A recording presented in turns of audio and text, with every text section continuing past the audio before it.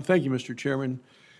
Secretary Nuland, over the years I've traveled to Ukraine numerous times. The 8 members of the Senate, a number of members of this very committee, were in Ukraine when Russia invaded Ukraine and annexed the Crimea in 2014.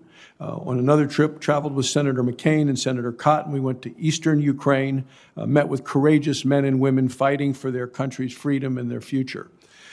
I mentioned this to you last night because every day they battle along the front lines against separatist forces, and more than 14,000 Ukrainians have already died in fighting in that eastern region. So I know firsthand the heart and the courage and determination of these freedom fighters. And Ukrainian armed forces fight bravely, they fight fiercely, they don't back down. Ukrainians are absolutely willing to die for their homeland. So if Vladimir Putin thinks that he invades and it's going to be easy, it is not. I will tell you, I believe much Russian blood will be spilled and there will be Russians going home in body bags if he invades this country. The United States and our allies, I believe, must do more to deter Russia by increasing the costs of aggression. And I'm always looking for ways to do that. I think we need enduring strategic response from the U.S., from Europe, and from NATO.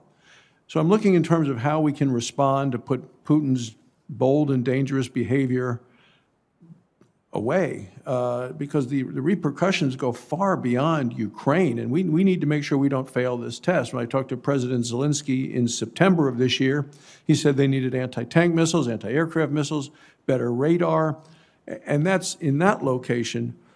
I'm asking you what you believe President Putin's ultimate objective is and how we need to stay ahead of his efforts.